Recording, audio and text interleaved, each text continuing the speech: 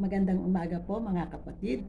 Narito po tayong muli sa isang ating morning devotion, Grab Food for the Soul, our daily dose for the nourishment of our souls.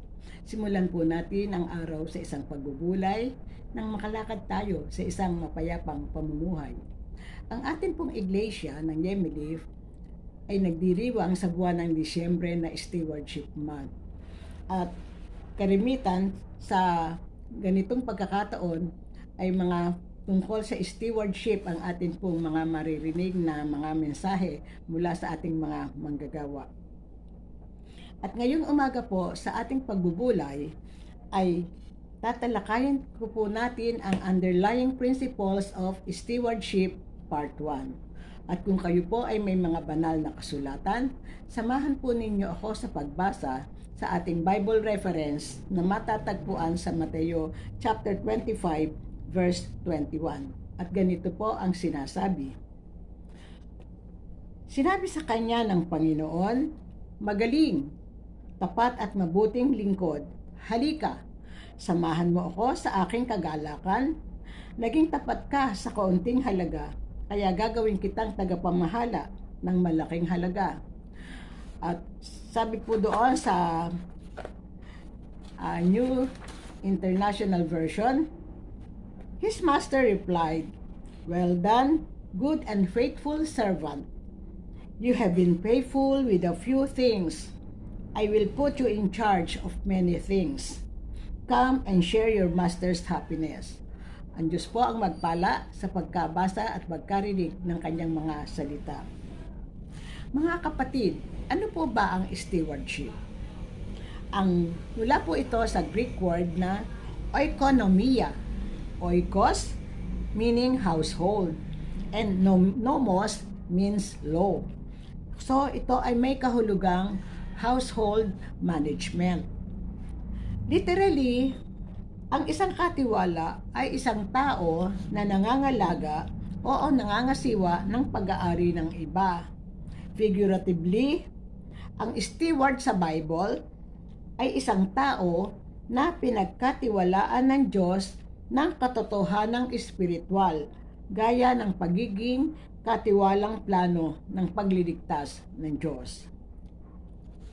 Mga kapatid, stewardship guarantees rewards.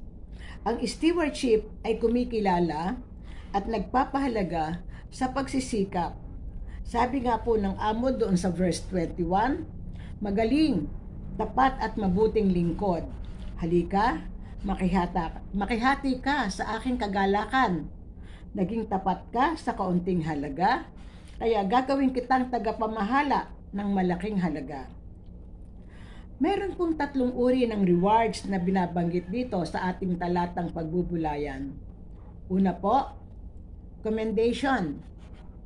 Sabi nung amo sa 2 tauhan, "Magaling, tapat at mabuting lingkod."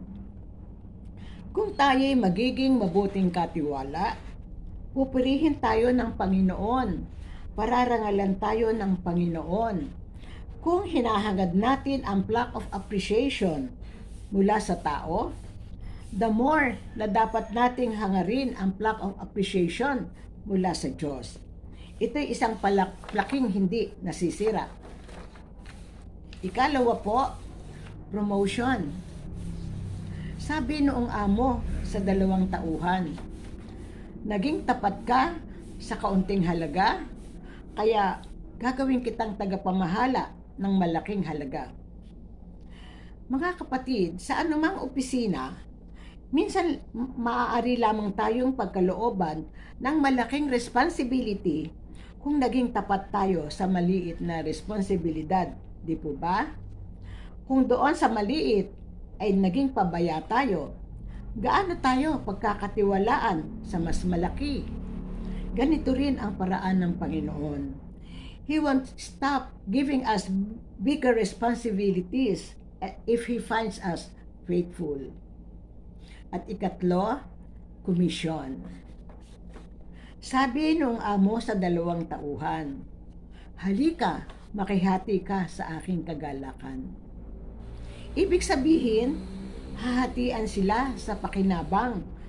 Yung tumubo ng 5,000, bibigyan niya ng 2,500. Yung tumubo ng 2,000, bibigyan ng 1,000. Fair enough, isn't it? Pero ang Diyos, mas galanting magbigay sa mga mabuting katiwala. Anumang gawin nating paglilingkod sa Diyos, gagantihan niya ng biyayang hindi natin kayang bilangin ni isipin man. I want to share with you that there are 3 laws governing trust agreement o covenant of trusteeship between God and the steward. Number 1 po, the law of divine trusteeship. God is the trustor and we are the trustees. Ang Diyos ang nagkatiwala at tayo ang pinagkatiwalaan. Sa makatwid, hindi tayo ang may-ari ng anumang nasa atin. Ito'y pag-aari ng Diyos na ipinagkaloob sa atin upang magamit para sa kanyang banal na layunin.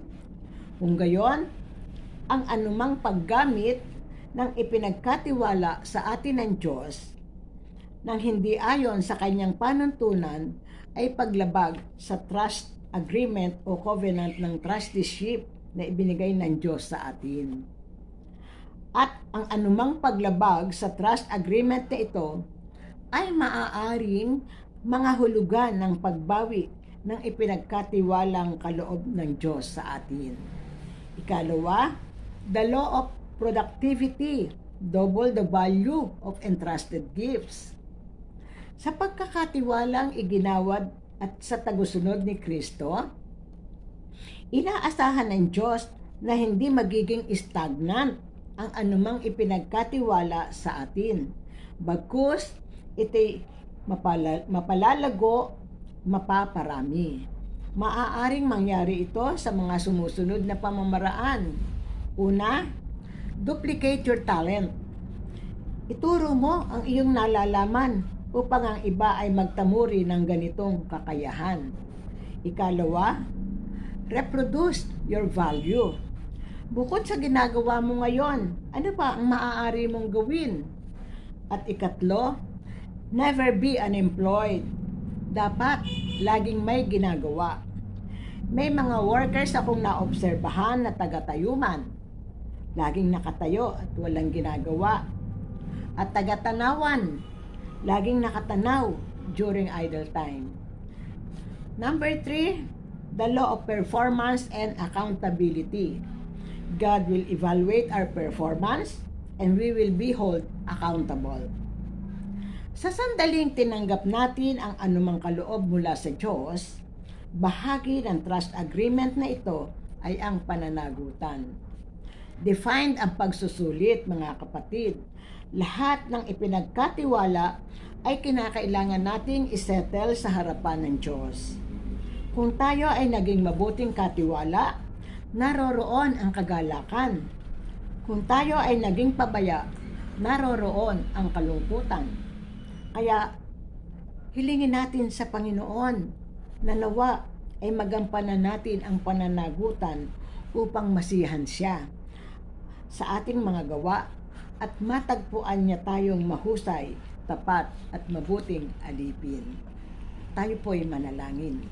Amang banal na makapangyarihan sa lahat, salamat po sa maikling pagbubulay ng iyong mga salita na ibinigay mo sa amin, na ipinaalala mo sa amin ang pagiging mabuting katiwala.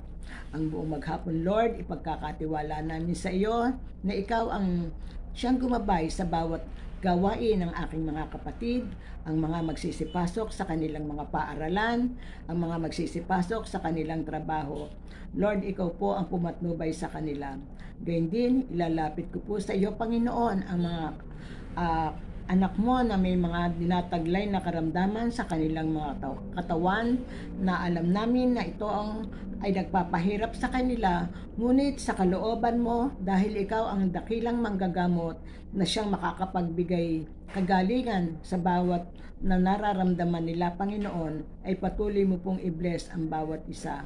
Gayon din ang pangangailangan namin pinansyal, Panginoon, na patuloy mo po kaming bigyan ng biyaya at pagpapala na nagmumula sa iyo. Tunay, Ama, na ikaw ay mabuti. Alam namin na sa lahat ng oras, lagi ka naming malalapitan. All these things we ask in the name of Jesus. Amen. Salamat po sa pagsama, mga kapatid, sa umagang ito. A friendly reminder po sa bawat isa sa atin, be Christ-like in your workplace today. To God be the glory. Shalom. Humayo at maglingkod. Hanggang sa muli po nating pagbubulay. Have a great day!